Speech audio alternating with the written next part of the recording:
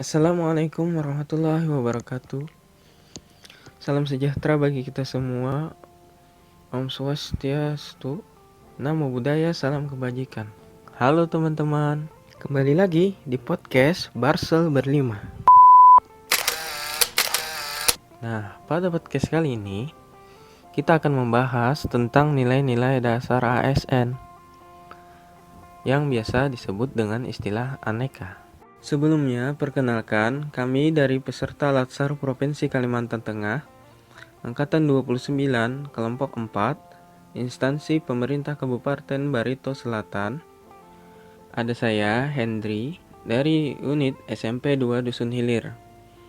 Dan rekan-rekan saya, ada Bu Anita, Pak Hanapi, Bu Elna, dan Bu Hidayati. Silahkan masing-masing memperkenalkan dirinya. Saya Anita dari unit kerja SDN Mahjandau Dusun Hilir. Iya, ada Bu Anita. Selanjutnya Pak Hanapi. Saya Hanapi dari unit kerja SDN Saijaya, Kecamatan Dusun Hilir. Ya, selanjutnya Bu Elna. Halo semuanya, perkenalkan nama saya Elna Kristirani. Saya angkatan 29, unit kerja saya adalah di SDN Mahajandau. Yang terakhir Bu Hidayati Parida. Saya Hidayati Parida, unit kerja SMPN 3 Karakuala. Ya, terima kasih teman-teman atas perkenalannya. Nah, pada kesempatan kali ini kami akan berdiskusi terkait nilai aneka, di mana aneka itu merupakan singkatan dari akuntabilitas, nasionalisme, etika publik, komitmen mutu, dan anti korupsi. Sebagai ASN, tentunya kita harus bisa mengimplementasikan nilai aneka pada saat menjalankan tugas demi mewujudkan ASN yang profesional dan berkarakter, sehingga kita mampu memberikan pelayanan publik yang berkualitas serta dapat mempererat persatuan dan kesatuan bangsa. Pada kesempatan kali ini, saya akan menjelaskan tentang akuntabilitas. Akuntabilitas merujuk pada kewajiban setiap individu, kelompok, atau institusi untuk memenuhi tanggung jawabnya yang menjadi amanahnya, yaitu menjamin terwujudnya nilai-nilai publik. Di antara nilai-nilai publik tersebut adalah mampu mengambil pilihan yang tepat dan benar ketika terjadi konflik kepentingan. Kemudian memiliki pemahaman dan kesadaran untuk menghindari keterlibatan dalam politik praktis. Lalu memperlakukan warga secara sama dan adil dalam penyelenggaraan pemerintahan dan pelayanan publik. Kemudian menunjukkan sikap dan perilaku yang konsisten dan dapat diandalkan sebagai penyelenggara pemerintahan. Misalnya, dalam bidang saya, akuntabilitas dapat ditunjukkan ketika saya melaporkan hasil kegiatan penilaian akhir semester kepada kepala sekolah sebagai bentuk tanggung jawab saya kepada atasan. Kemudian bisa juga terlihat ketika saya melaporkan hasil belajar siswa dalam bentuk rapot kepada orang tua, murid, atau walinya, di mana hal tersebut menunjukkan transparansi pertanggungjawaban saya sebagai wali kelas kepada publik. Dalam hal ini adalah orang tua siswa sebagai bagian dari masyarakat. Ya, selanjutnya nilai nasionalisme akan dijelaskan oleh Ibu Anita. Dipersilahkan. Terima kasih Pak Hendri atas kesempatan yang diberikan kepada saya.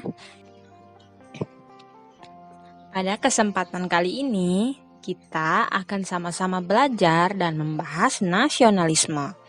Nasionalisme dalam arti luas adalah pandangan cinta yang wajar terhadap bangsa dan negara sekaligus menghormati bangsa lain. Kita akan membahas nasionalisme Pancasila. Nasionalisme Pancasila adalah kecintaan manusia Indonesia terhadap bangsa dan tanah airnya yang didasarkan pada nilai-nilai Pancasila. Kita akan membahas nilai-nilai Pancasila dari yang pertama, kedua, ketiga, keempat, dan kelima. Pastikan kamu hafal ya sila-sila Pancasila. Selanjutnya, prinsip-prinsip nasionalisme Pancasila. Yang pertama, menempatkan kesatuan dan persatuan dan kepentingan negara di atas kepentingan pribadi atau golongan. Yang kedua, menunjukkan sikap rela berkorban. Yang ketiga, bangga sebagai bangsa Indonesia dan tidak merasa rendah diri. Yang keempat, mengakui kesamaan derajat, hak dan kewajiban sesama manusia, sesama bangsa. Yang kelima, menumbuhkan sikap saling mencintai sesama manusia. Dan yang keenam, mengembangkan sikap tenggang rasa. Jadi itu adalah prinsip-prinsip nasionalisme Pancasila. Selanjutnya, nilai-nilai nasionalisme dalam Pancasila. Yang pertama, implementasi nilai ketuhanan dalam sila pertama, yaitu ketuhanan yang Maha Esa, yang artinya bangsa Indonesia menyertakan kepercayaannya kepada Tuhan yang Maha Esa. Yang kedua, negara menjamin kemerdekaan masyarakat dalam memeluk agamanya masing-masing. Implementasi yang kedua yaitu nilai-nilai kemanusiaan yang adil dan beradab dalam sila kedua. Artinya, bangsa menghormati hak asasi manusia, berlaku adil, menghormati hak asasi orang lain, saling menghormati, saling membantu, dan tenggang rasa. Yang ketiga, implementasi nilai-nilai persatuan dalam sila ketiga, yaitu persatuan Indonesia, yang artinya mampu menempatkan persatuan, kesatuan, dan kepentingan, serta keselamatan bangsa dan negara sebagai kepentingan bersama di atas kepentingan pribadi atau kepentingan golongan. Gotong royong, kerjasama, nilai persatuan, dan cinta tanah air. Yang keempat, implementasi nilai-nilai kerakyatan dan permusyawaratan dalam masyarakat Indonesia, berarti bangsa yang demokratis, penghormatan terhadap rakyat, permusyawaratan dalam masyarakat Indonesia. Berarti bangsa demokratis, penghormatan terhadap rakyat, dan permusyawaratan yang mementingkan kesatuan bangsa di atas kepentingan perseorangan atau kepentingan golongan, dan juga selalu sesuai aturan atau mematuhi perundang-undangan yang berlaku sebagai landasan etis dalam demokrasi. Yang kelima, implementasi nilai-nilai keadilan sosial, yaitu berarti negara bertujuan menyelenggarakan keadilan kepada masyarakat. Kita sudah mempelajari dan membahas nilai-nilai Pancasila. Dan seorang ASN yang memahami nilai-nilai nasionalisme Pancasila akan mengimplementasikan nilai-nilai tersebut dalam tugas-tugasnya. Adapun di sini ASN harus menyadari fungsinya, yaitu yang pertama, ASN sebagai pelayanan publik. Yang kedua, ASN sebagai pelaksana kebijakan publik. Dan yang ketiga, ASN sebagai perekat dan pemersatu bangsa. Sebagai ASN, kita mampu mengaktualisasikan semangat nilai-nilai nasionalisme Pancasila sebagai pelayan publik. Artinya kita melayani publik mengacu pada standar pelayanan dan mencapai kepuasan pelanggan. Sebagai pelaksana kebijakan publik, kita menyadari bahwa ASN sebagai bagian dari birokrasi yang melayani kepentingan publik. Maka itu kita harus memiliki sikap integritas yang tinggi. Sebagai aparatur sipil negara, kita juga merupakan perekat dan pemersatu bangsa. Berarti kita sebagai ASN harus bersikap netral dan adil dalam melaksanakan tugas kita. Kemudian kita tidak terkait dalam kegiatan politik. Kita juga harus menjadi tokoh dan panutan dalam masyarakat. Sebagai ASN, kita harus selalu bersemangat dalam mengembangkan dan mengimplementasikan nilai-nilai nasionalisme Pancasila dalam kegiatan kita sehari-hari dan dalam pekerjaan kita, dalam membangun negeri. Mungkin itu saja yang dapat saya sampaikan. Terima kasih. Iya, terima kasih Ibu Anita. Selanjutnya, tentang etika publik akan dijelaskan oleh rekan saya, Pak Hanapi. Iya, baik. Terima kasih Pak Hendri atas kesempatannya. Salah satu nilai dasar ASN selanjutnya adalah etika publik. Etika publik adalah pencerminan norma yang menentukan benar atau salah, baik atau buruk perilaku, tindakan, dan ataupun keputusan. dalam merumuskan kebijakan publik dengan tujuan menjalankan tanggung jawab sebagai pelayan publik.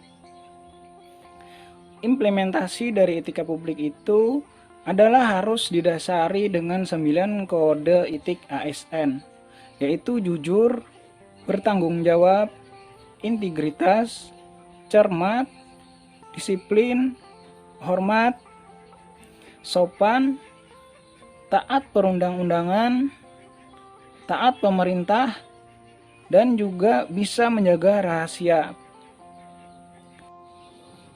Contohnya seperti datang dan pulang tepat waktu sesuai jam kerja, berkomunikasi dengan rekan kerja dengan bahasa yang sopan, melaksanakan proses belajar mengajar dengan tekun dan sungguh-sungguh, melayani dan memberi informasi yang benar kepada publik.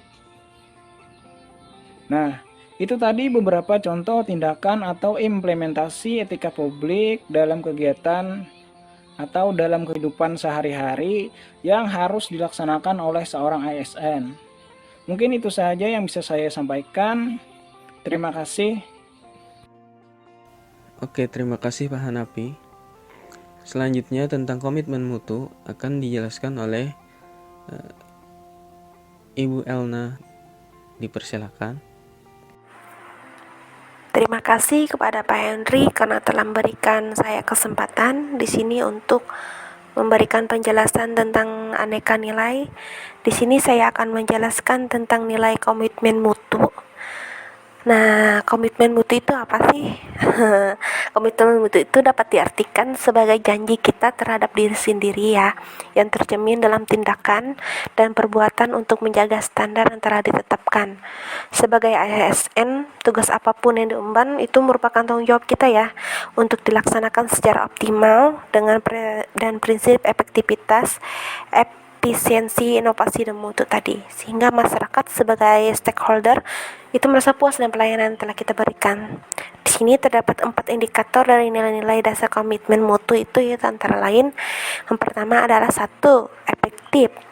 Efektif itu apa? Efektif itu adalah tepat sasaran, yaitu tingkat ketercapaian target yang telah direncanakan baik menyangkut jumlah maupun mutu hasil kerja. Yang kedua adalah efisien. Efisien itu adalah tepat guna, yaitu tingkat ketepatan realisasi penggunaan sumber daya dan bagaimana pekerjaan itu dilaksanakan sehingga tidak terjadi pemborosan sumber daya atau penyalahgunaan alokasi, penyimpangan prosedur, dan mekanisme yang keluar alur. Yang ketiga itu adalah inovatif, yaitu perubahan yang diciptakan untuk mencapai keadaan yang lebih baik di masa yang akan datang. Dan keempat adalah berorientasi mutu, yaitu setiap kegiatan atau program yang dilakukan diarahkan untuk pencapaian standar mutu tersebut. Maka dalam implementasi fungsi tersebut, pegawai ASN harus menunjukkan juga loh perilaku yang komitmen terhadap mutu, bukan hanya sekedar menggugurkan kewajiban formal atau menjalankan rutinitas pelayanan. Dengan demikian, ASN harus mampu menjadi pelayan publik yang handal dan profesional, serta menjadi pendengar yang baik atas berbagai keluhan dan pengaduan masyarakat, sekaligus mampu menindaklanjutinya dengan memberikan solusi yang tepat melalui langkah perbaikan secara nyata tadi, bukan sekadar janji-janji muluk untuk menenangkan gejolak masyarakat. Ya. Terus di sini pelayanan yang memuaskan adalah pelayanan yang bermutu. Sedangkan pelayanan yang bermutu itu adalah pelayanan yang meliputi pelayanan yang efektif, pelayanan yang efisien, dan pelayanan yang selalu berinovasi. Namun seperti yang kita tahu, pada masa sekarang banyak sekali ya pejabat yang itu korupsi, pegawai yang program kerjanya tidak dituntaskan, target kinerjanya juga tidak tercapai, serta perilakunya juga tidak jujur. Bahkan banyak pegawai yang mangkir. Ya, pegawai yang datang terlambat pun banyak, namun pulang lebih awal, serta peristiwa lain yang tidak sesuai harapan kita pada saat ini ya. Nah, dalam penerapan dalam gagasan pribadi saya tentang penerapan untuk pengembangan peran atau perilaku di tempat kerja itu ada 3 menurut saya ya. sebagai guru sebagai pendidik, guru sebagai pengajar, dan guru sebagai pembimbing tadi. Nah, dari ketiga itu, guru adalah pendidik profesional dengan tugas utama mendidik, mengajar, membimbing, dan mengarahkan, melatih, menilai, dan mengevaluasi peserta didik pada pendidikan anak usia dini, jalur pendidikan formal, pendidikan dasar, dan pendidikan menengah. Nah, adapun peran-peran guru yang harus dilakoni dan ditingkatkan antara lain yaitu adalah pertama, guru sebagai pendidik. Di sini saya adalah pendidik yang menjadi tokoh, panutan, dan identifikasi bagi para peserta didik dan lingkungannya. Oleh karena itu, sebagai guru saya harus memiliki standar kualitas tertentu ya, yang mencakup seperti tanggung jawab, wibawa, mandiri, dan disiplin tadi. Nah, kalau kita tidak mempunyai wibawa atau tanggung jawab tersebut, bagaimana kita dapat dihormati atau dijadikan panutan oleh peserta didik tersebut. Nah, terus kedua adalah guru sebagai pengajar. Kegiatan belajar peserta didik itu dipengaruhi oleh berbagai faktor, seperti motivasi, kematangan, hubungan peserta didik dengan guru tersebut, kemudian kemampuan verbal, tingkat kebebasan, rasa aman, dan keterampilan guru dalam berkomunikasi. Jika faktor-faktor itu dipenuhi, maka melalui pembelajaran peserta didik pun dapat belajar dengan baik. Guru juga harus berusaha di sini membuat sesuatu menjadi jelas bagi peserta didik, serta terampil dalam memecahkan masalah. Ada beberapa hal yang harus kita lakukan dalam pembelajaran, yaitu seperti membuat ilustrasi, mendefinisikan, menganalisis, sintesis, bertanya, merespon, dan masih banyak lagi, serta memberikan pandangan yang bervariasi. Dan lebih bagus lagi kalau kita menyediakan media untuk mengkaji materi standar tersebut, serta menyesuaikan metode pembelajaran, serta memberikan nada perasaan juga kepada peserta didik agar pembelajaran memiliki kekuatan yang maksimal. Guru harus senantiasa juga berusaha untuk mempertahankan dan meningkatkan semangat yang telah dimilikinya ketika mempelajari materi standar tersebut ya. Terus yang ketiga, yang terakhir adalah guru sebagai pembimbing. Di sini guru dapat diibaratkan sebagai pembimbing perjalanan. Itu artinya yang berdasarkan pengetahuan dan pengalamannya, bertanggung jawab atas kelancaran perjalanan itu. Dalam hal ini, istilah perjalanan pun tidak hanya menyangkut fisik, tetapi juga perjalanan mental, emosional, kreativitas, moral, dan spiritual yang lebih dalam dan kompleks tadi.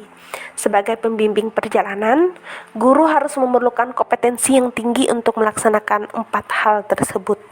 Yang pertama adalah guru harus merencanakan tujuan dan mengidentifikasi kompetensi yang hendak dicapai. Yang kedua adalah guru harus melihat keterlibatan peserta didik dalam pembelajaran. Dan yang paling penting itu adalah peserta didik melaksanakan kegiatan pelajaran tersebut, tidak hanya secara jasmaniah ya, tetapi mereka juga harus terlibat secara psikologis tadi. Yang ketiga adalah guru harus memaknai kegiatan belajar tersebut. Serta yang terakhir adalah keempat, guru harus melaksanakan penilaian. Nah, penilaian ini sangat penting, itu adalah imbal balik kita terhadap peserta didik ya.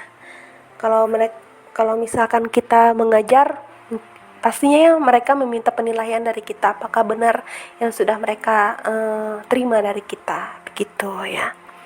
Mungkin itu saja yang bisa saya sampaikan dan jelaskan. Semuanya terima kasih semuanya. Iya, terima kasih Bu Elna. Selanjutnya yang terakhir tentang anti korupsi akan dijelaskan oleh Ibu Hidayati Farida. Dipersilahkan. Terima kasih Pak Henry. Di sini saya akan menjelaskan tentang anti korupsi. Apa sih arti dari anti korupsi? Anti korupsi adalah menghindari, menolak, enggan terhadap praktik korupsi. Di mana dampak negatif dari korupsi itu adalah merugikan negara dan merusak sendi-sendi kebersamaan serta memperlambat tercapainya tujuan nasional. Di antaranya, yang pertama, tata ekonomi seperti pemborosan sumber-sumber, larinya modal ke luar negeri, gangguan terhadap perusahaan, gangguan penanaman modal, kemudian tata sosial budaya seperti revolusi sosial dan kepentingan sosial. Dalam hal tata politik, maka berakibat ketidakstabilan politik, pengambil alihan kekuasaan, hilangnya bantuan luar negeri, hilangnya kewibawaan pemerintah, dan dalam tata administrasi, seperti tidak efisien, kurangnya kemampuan administrasi, hilangnya keahlian, hilangnya sumber-sumber negara, dan keterbatasan kebijakan pemerintah dan pengambilan tindakan-tindakan represif. Ciri-ciri korupsi: 1. Dilakukan oleh lebih dari satu orang. 2. Merahasiakan motif atau keuntungan yang diraih. 3.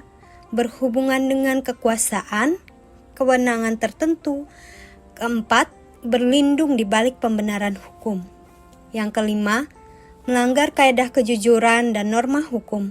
Dan yang keenam, mengkhianati kepercayaan. Adapun penyebab korupsi, yang pertama adalah penegakan hukum yang tidak konsisten. Kemudian, penyalahgunaan kekuasaan atau kewenangan. Langkanya lingkungan yang anti korup, rendahnya pendapatan penyelenggara negara, kemiskinan, keuntungan korupsi lebih besar daripada kerugian yang ditangkap, pemberian imbalan jasa, dan gagalnya pendidikan agama dan etika. Dalam jenis-jenis korupsi, terdapat 7 jenis-jenis korupsi, yaitu yang pertama, kerugian keuangan negara. Yang kedua, suap menyuap. Yang ketiga, penggelapan dalam jabatan. Yang keempat, pemerasan. Yang kelima, perbuatan curang. Yang keenam, benturan kepentingan dalam pengadaan dan gratifikasi. Bagaimana kita dapat mencegah korupsi? Ada perbaikan sistem dan ada perbaikan manusia. Untuk perbaikan sistem, maka harus ada peraturan perundangan, reformasi birokrasi, menegakkan etika profesi dan tata tertib lembaga, penerapan prinsip good governance, dan sebagainya. Dalam perbaikan manusia, memperbaiki moral, meningkatkan kesadaran hukum, mengentaskan kemiskinan, memilih pemimpin yang bersih, jujur, dan anti korupsi. Kemudian, identifikasi nilai-nilai dasar anti korupsi itu ada 9. Jujur, peduli, mandiri, disiplin, tanggung jawab, kerja keras, sederhana, berani, dan adil. Kemudian, bagaimana cara kita mengimplementasikan nilai anti korupsi dalam kehidupan? Yang pertama adalah mengedukasi, yang kedua adalah kampanye anti korupsi. Mengedukasi adalah dengan memberikan contoh yang baik kepada masyarakat sekitar dan lingkungan kerja kita. Kemudian yang kedua adalah mengkampanyekan anti korupsi dengan membuat poster, pamflet, baliho yang sifatnya mengajak untuk menjauhi dan menghindari praktek korupsi.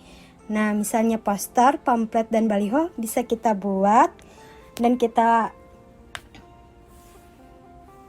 sebarkan di lingkungan kerja, atau kita tempel sejenis poster itu di dinding-dinding informasi. Terima kasih, demikian yang dapat saya sampaikan. Nah, itu tadi bahasan kami tentang nilai-nilai dasar PNS yang wajib diketahui dan diterapkan oleh setiap PNS agar bisa menjadi pelayan publik yang profesional dan berkarakter. Ada lagi yang rekan-rekan ingin tambahkan? Tidak ada, Pak. Oh, tidak ada, Pak. Nah, kalau tidak ada, maka kita akan akhiri podcast pada hari ini tentang nilai-nilai dasar ASN. Nah, terima kasih pada teman-teman. Sampai jumpa di lain kesempatan. Assalamualaikum warahmatullahi wabarakatuh. Salam sejahtera bagi kita semua. Om Swastiastu. Namo Buddhaya, salam kebajikan. Sampai jumpa.